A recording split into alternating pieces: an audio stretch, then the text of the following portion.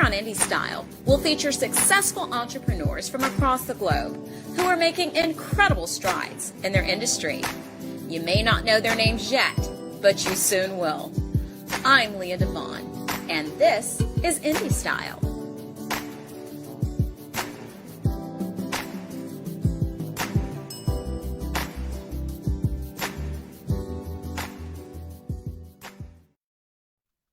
Hello and welcome to Indie Style. I am your host, Leah Devon. Well, I am super excited about my guest today. She is an Emmy Award-winning musician and composer. She is a Golden Reel Award-winning music editor and a BMI TV MUSIC Award winner. Her latest short film, Pinup, has won over 30 film festival awards thus far. I know there's going to be so much more. I am really excited, guys. Please welcome to Indie Style, the wonderful Liz Lachman. Hi. Hi, Liz. Hi, Leah. How are you? I am good. How are you? I'm really well. I'm so excited to talk to you. I'm really excited to talk to you. And so I will do my very best not to keep saying super excited and yay. Well, I like it when you say it because you sing it. I don't know if you know, you went super. I don't know. Do we have to sing on this? Liz, you're getting songs today, Liz. Okay, you're getting songs. That's why I'm excited. But no, I am thrilled that you are here. And again, welcome to Indie Style. So we're going to just get right on into it. Are you ready? I'm ready. I hope I'm ready. You're right. Yeah. I think you're ready. Ready. Let's just talk a little bit about, your career and your background. You're a musician, composer. Yes. And a filmmaker. You couldn't be just one. You had to be like three. Come on, Liz. Life takes different turns and things change. And you got to change with it. You got to roll with the punches. That's what I say. Somebody said that before me. So, yeah. So how did you get into the industries? Like, tell me how you did it. Well, it's funny when you say the industry because I always was trying to be an artist. And artist and industry are almost, they can be two different things. You could be an artist toiling outside of the industry. And so there have been these points where they cross. When I was a kid, I was a big band singer. I was 15 years old. That was my first job. A big band singer? Yeah, I was in jazz. I did all jazz, and I was singing with big bands around Detroit. Oh, wow. So that was crazy. I wouldn't call that the industry. You have a good voice, though. You have a nice voice. You put like a throwback picture or like a video on your Instagram. Yeah. I was like, okay, Liz. I mean, it's very smooth listening. You have a very nice voice. Thank you very much. Thank you. You're welcome. I got a double thumbs up there. But that, I know, thanks. You're welcome. I think that after music, when I moved out to California, I lived in New York for a while and moved out to California. And really that's sort of when I got more in the industry because I met people and introduced me to other people. My music ended up on a TV series. And then I got hired to write music for the TV series. Oh, so wow.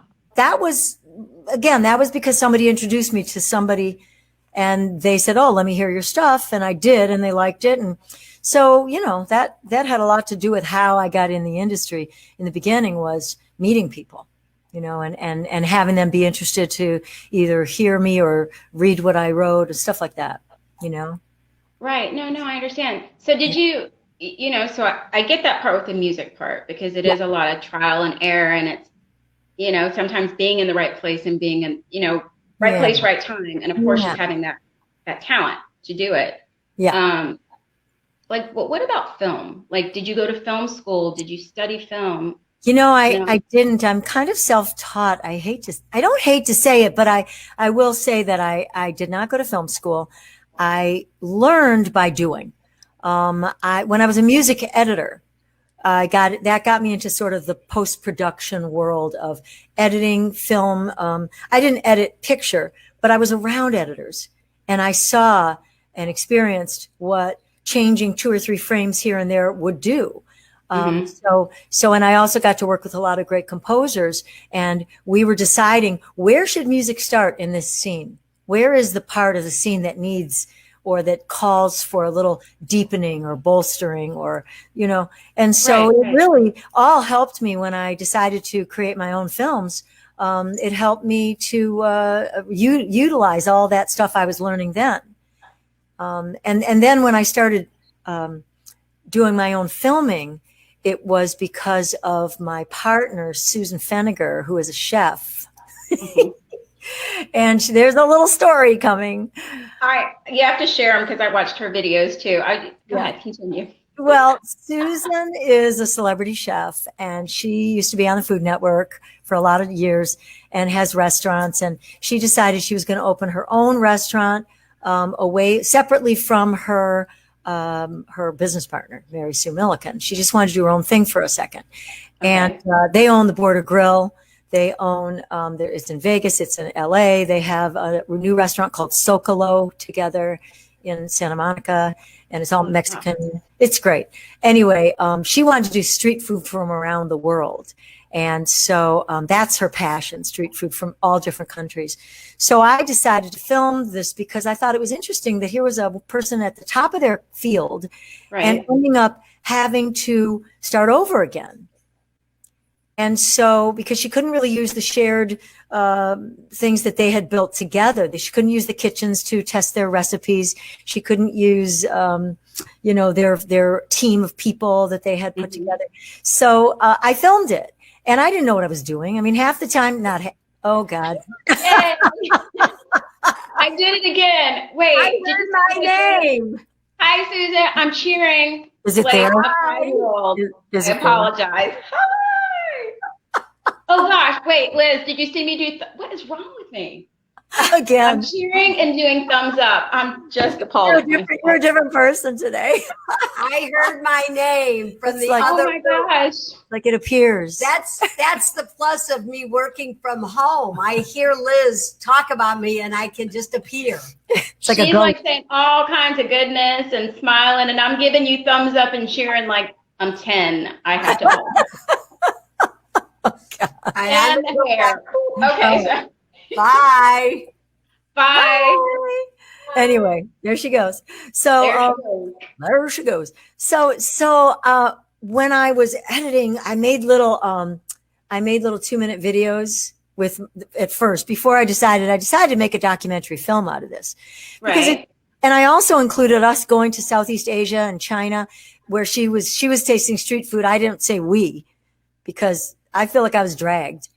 That is not my thing. You're going to come and it looks so good though. Cause I was watching it on YouTube, and like some of it, I was like, yum. And some, I was like, you have to have a palate and a passion for the song. Yeah, that's not my thing. I did the camera cause I didn't want to taste every single thing under the sun. Like, I don't know what that is. I'm not eating that. That's the way I approach food. If I don't like the name of something. Yeah. And I don't I don't want to eat a poor little turtle. I'm not eating that. So, I don't want to eat that. So anyway, when I was editing together these little 2-minute videos, I was making little marketing videos before they opened the restaurant. And that helped me with editing and music and comedy and timing. And so that's what I used when I ended up doing my first films, my first short films, So there you go. So it kind of blows my mind that you kind of are self-taught. And when you were like, oh no, that's pretty amazing, because But you know what? Thank you. But everybody, you learn by doing. Right. You just try it. You try it, and then you go, oh, that didn't work. That was embarrassing. But it's a good thing I didn't show anybody. And you learn more. And each time it's better, And by the way, when I'm writing, it's different because I'm alone, and I'm learning that too.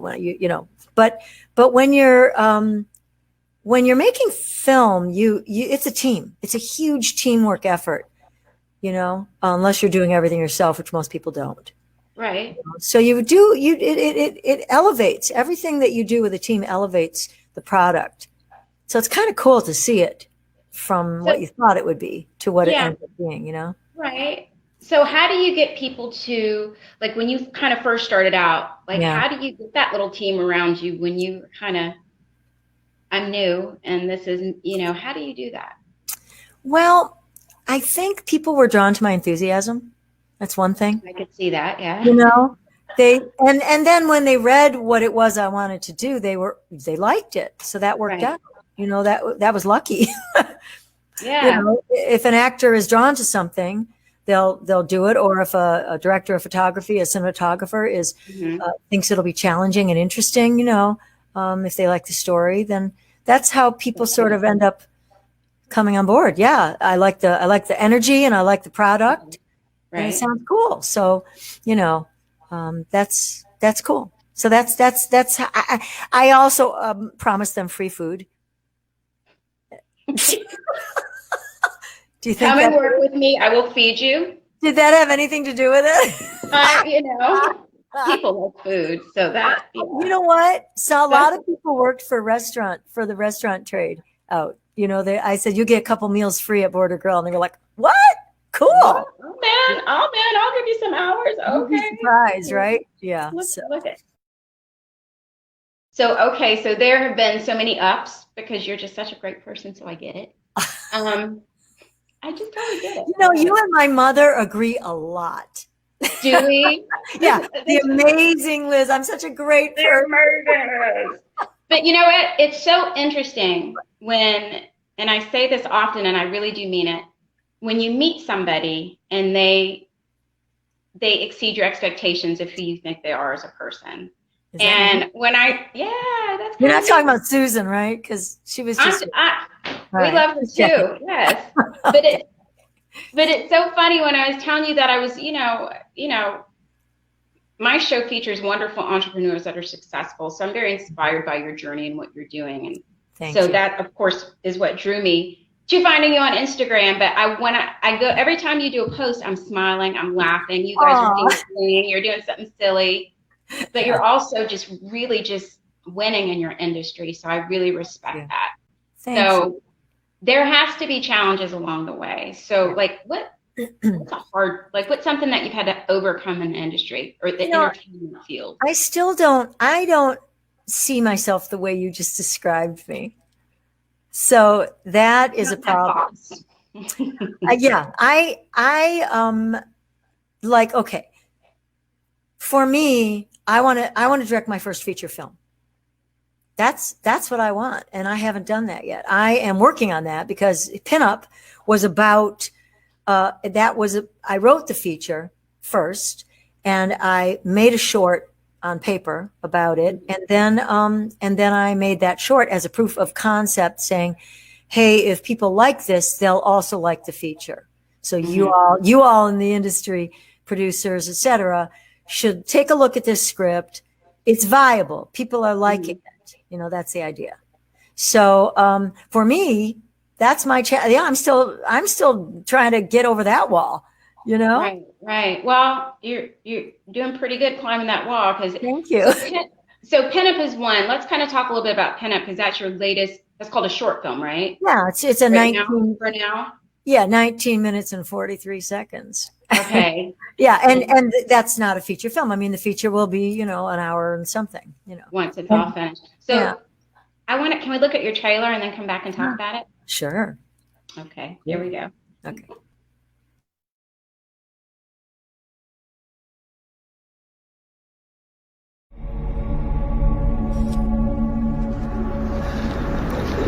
What is it you want? I'm trying to capture something that I can't describe, but I can feel it. It's just out of reach, it's elusive. That's what I'm trying to pin down. The light and the darkness meet.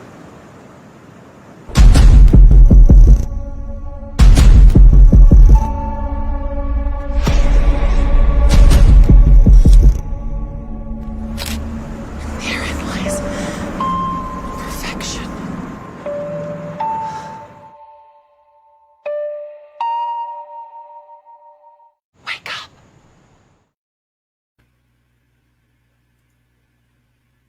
I almost did a thumbs up, but I'm sitting on my hands because that was so good. Ooh. Is that going to be like scary? No, Is it a scary? no, it's a psychological drama. So no, it's not frightening. It's eerie. Wow, So, wow, wow. yeah, So, it's like, what's going on here? Like that. well, It, that just tell us yeah. a little bit more. I mean, it's really about someone who is becoming obsessed with someone else until their life starts to go down the rabbit hole. Oh, wow. So it's like that. And for me, I was always looking at like what causes obsession. Obsession with your art, obsession with another person, obsession with perfection. Mm. You know? What is behind that? And of course, I know nothing about that kind of obsession. But I have experienced that in my life, and that thing where you're like, it's never good enough. Some people continue ripping up the thing they're working on, never moving beyond it. You know, not good enough. I won't show this. I won't show it to anyone, and you never let it go. And there's a this feeling of obsessive control. There are a lot of people, and then of course there's obsessive love. You know, Right. you're obsessed with a person. I think my experience tells me in life that kind of obsession is really based in something much deeper that happened much earlier in life. So you're really playing it out now and in this environment or this stage, but it happened back there. And so you're trying to fix an old problem, you know. And no, I did not learn that in therapy. You did not just say that. Did you just?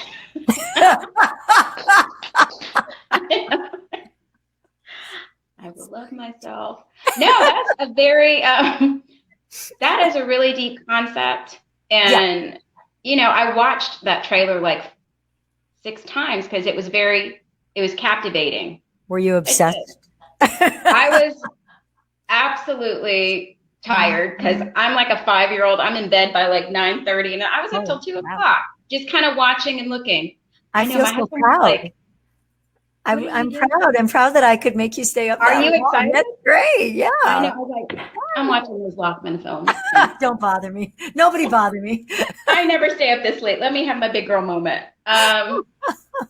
But no, I'm excited, and you've won so many awards. Like, well, this thing, I mean, I was lucky from the beginning with this film because I got great people involved in it. The actresses were amazing. One of them is on Westworld, Angela Sarafian, and the other one is from The Good Doctor, Christina Chang. So they were great. They read the feature version actually and loved it. And so wanted to be in this film and be directed by me, which was even more amazing because I'm, you know, not a known name director. And so so that was great. And you know, we've gotten a lot of awards. And so what that tells me is that, okay, there's an audience out there. There are people who enjoy this subject matter, who are intrigued by it. And I mean, I had people over to the house. We have people. And of course you do, right? We have people. I wanted to see what's the reaction, and I was amazed. I really learned a lot about who might want to see this film. I really had no idea how many people have such psychological problems. Just kidding. I know you are, but no, it's a very interesting topic. And like I said, and not trying to be funny, I mean, I did watch it several times because I was very, you know, I was intrigued by it. And so I cannot wait until you do your whole, tell me the terminology. I'm not a. What, the feature film version? The feature film, the whole. Yeah. I'm excited. Thank and you. also, I'm excited. And of course, you have so many other shows. I was cracking up at Getting to Know You. Yeah. Here's the thing that happened to me. You think everyone thinks that's so funny? Yeah, exactly. No. Were you the person ordering, what was it, the martini in the Mexican restaurant or whatever it was? That was the best. She was like, are you ordering a martini in a Mexican restaurant or something like that? I was like, that's great. That was I hilarious. thank you. Thank you. Yeah, I people go, where do you get your stories? I'm like, well, it's right here. I don't have to look too far. Bless you. Yeah. Bless you if that happened to you. But I mean, you've just got so much Yeah. wonderful goodness going on. And let me ask you, how do you feel like when we were watching, when Mikey played back your trailer, and at the end, when it's like film directed by Liz? Yeah. I was texting. I was texting my friends. I wasn't watching that. Oh, that was the best part that made me even go, look, I was like, how do you feel like when you see that? Well, it's interesting that you asked that question. No one's ever asked me that question. That is a smarty pants. You're a good questioner. I like you even more. That's interesting because the first thought is I feel proud. I feel so proud of myself. But I have to be honest, there's a little bit of embarrassment in there when I see my name up there. And that is thus the therapy. See, it's like there's a part of me that was raised not to brag and not to be proud in front of others, you know? Oh, and I wasn't raised Amish or anything, but okay. I was about to say, yeah, what? So yeah, so that's interesting though. So I have these sort of opposite pulling emotions at once. I do. I feel very proud, but I also feel like, oh, it's a little. Is that too much? Putting my name. No, it's awesome, and the music. And yeah, thank you. Yeah, I mean, I'm very proud of the actual short film. And, you know, the funny thing is that I can't watch it too much because I pick it apart. Talk about obsession with perfection. You know, I can see that why people do that. Right. Or film directors you just want to change everything. When I'm writing a screenplay, I can't even read it too many times. Like I start changing and the lines were actually really good. And then I start changing it if I'm not careful. Just because I'm used to it and I'm sick of it, and I'm like, I can do something better. Right. And then sometimes you just got to let the little birdie fly. That's actually that's good. Yeah. Mm-hmm. Kind of like before I came on, I was messing with my hair. I was like, you know what? Oh well.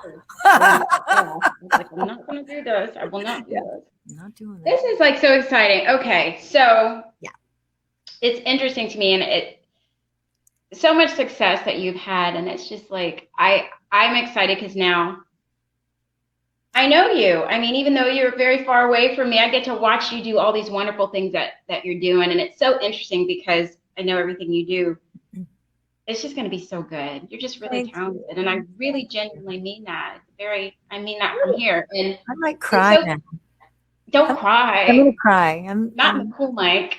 Okay. Oh, right. Okay. Right. No crying. No crying. No. No crying. No, but it is. And it's interesting because you said, everybody doesn't know my name, and I'm like, well, everybody's gonna know your name. Good. Thank you. Your lips too. You know whose ears. You know what? Only good things are coming because your work is really, really good. Thanks. And I'm like, I keep referencing myself to like a 6-year-old because I have a 6-year-old. So some days I'm like, I'm an adult. I need to be an adult today. But I'm always just tired. I have a 6-year-old dog. Does that count? Not really. Dogs are. Do you know what? Our furry babies are more work than. Please. Yeah. Yeah, they're a lot of work. But let's talk about some tips. Okay. We're going to be really serious because you're doing so many incredible things. I won't say in your industry because you said we're not going to box you. In Liz Lachman's world of what you're doing. Give some tips to some people who are trying to do what you're doing. Okay, my first tip is don't. No. That's I'm kidding. You can't say that one. No, if you're the parent and your child wants to do this, tell them don't. It's miserable. No. Okay, I'll be more serious. Okay. If I can. You know what? I think one of the biggest things that is important is to find a mentor. I don't think people talk about that enough because we all need a lift up from above. And it's really good to have someone that's been doing it, that wants to help someone along. And you learn the crafts, whatever the craft, the business, you learn the tricks, you get introduction to people. if you have a mentor. So that is something I did not have, and I wish I had. And I think it's been harder because I did not have it. And people that have it do better. It's just better. You have somebody. It's like having a parent. You know, you have someone to scoop you up and go, okay, let's talk about how you can get it done this way, or, you know, it's important. So that's one tip. That's a great tip. Yeah. Tip number 2. I think tip number 2 is, I think so. You hear people talk about having a thick skin. Mm-hmm. And that is when your work gets critiqued, you know, or if someone turns you down, or someone says, no, I don't, you know, I didn't like it. They don't say that. They either don't call you back, you know. When you start having to chase someone around too much, you're like, that's your answer. You know? Yeah. But I think the key is the law of averages. You hit more people with your work, you get your work to more people, then you have more likelihood of somebody saying yes. You know, and so you can't just say, hey, well, one person listen to my work, or one person read my work or see my work. You want to give it to as many people as you can. So someone is going to like it, but if you only give it to one, that's not a lot of chance they're going to like it. You know, so you want to get a lot of people and get them to know your work. And that, I guess that was tip number 2. And tip number 3 is about thin skin and thick skin. It's really about not taking it personally. Not everything speaks to everyone, you know, and I know, like, pinup, it didn't speak to everyone, but it spoke to enough people, you know. It doesn't speak to everyone. I had a producer who's a friend of mine, and she read it and she goes, and she just ripped it to shreds. I started laughing. I was just laughing. I thought, wow, I guess that wasn't for you. Right. But it's not personal to me. I have to believe in my own work. So you have to believe in your own voice, your own work. And you just, when someone says no, you just, okay, not for them. Next. It's always next. It's not about, oh, why did they say that? Oh, that hurt my feelings. Okay, maybe it did hurt my feelings, but next. Do you know what I mean? No, these are so good. I'm like soaking it in and receiving it. Those are really good tips. It's always looking forward to the next one, not looking back at what that last person said, unless, and this is if as a writer, or unless their critique has value artistically, and you think, oh, you know what? That scene that they said I should cut, maybe I should try that. That's different. You know, then you know, when I pass my screenplay to different people, if I hear from 4 people the same note, I better take a look at that. Okay. You know. That makes sense. I understand what you're saying. But when you're out there and you think you've got a great product, you just go, you move forward. If it's not for this one, it will be for the next one, and not for them, it will be for the next. You keep going till you find that person that is your team, your you know, person, your person. I like that. Yeah, your person, your people. Yeah. You're going to find your people. Yeah. So that was good. Those were good. Thank you. Those were really good. And it's so hard when you are passionate about something and learning to get a thick skin, because you do take it personal. I know that's a hard thing, but it is hard. It's for somebody else. If it's not for this person, it's for somebody else. Yep. It often has nothing to do with you at all. I mean, we're all so self-centered about everything, you know, and you forget, like, maybe this person read it and had a bad day, and it was like, oh, my bad luck that they read my script on the day they had a fight with their partner or their wife or husband. 100%. Right. You know, oh, well, move on. Right. You know? Right. So. Wow. Okay. So that was good. Thank you for giving 3. You said 3. I did, but most people only get 2. Actually, should I take one back? No, they were all really good. All right. They were all super. So I know that everybody's going to know where they can find you, because you're just awesome. You are just really awesome. Just open the window and shout, Liz. Liz, where are you? Well, I have a website. Where are all the great places? Yeah, I got a website, lizlachman.com, and I'm on Instagram. I'm on Facebook, but Instagram is more my go-to, you know? So, and Pinup, I think Pinup has its own Facebook page. Woohoo! Yeah. Oh, So, does it? yeah, I think so. Somewhere out there. I'm sure it does. Yeah. I'm not good on Facebook. I get on Facebook and I think I'm doing everything wrong. It's a mess, you know? And then 20 minutes goes by. It's like, what? All I did was look at my friend who said they were like watching their kitten. I know. I have to be better with my social media too. I have an attention span of like a 6-year-old. I'll start. I'm like, okay. Well, you're perfect for Instagram. I know, right? Picture, pose, go. Picture. Yeah, less than a minute. We're good. I know, but I'm excited because that is where I found you. So thanks. I am just. Thank you for finding me. You're so welcome. You're so welcome. And, you know, I appreciate your time today and getting to meet you. And I just really appreciate your work. And you're just cool people, Liz Lachman. Thanks. You too. Right back at you. You know? Yeah. Thank you for having me. This was fun. This was a lot of fun. So listen, I want you to have a wonderful day and continued success in all that you do. It's just going to continue to be wonderful. Thanks. Thanks so much. You're welcome. Take care. Okay. So guys, I hope that you have enjoyed my interview with the incredible Liz Lachman. She's so cool. And so until next time, I am Leah Devon. Be well.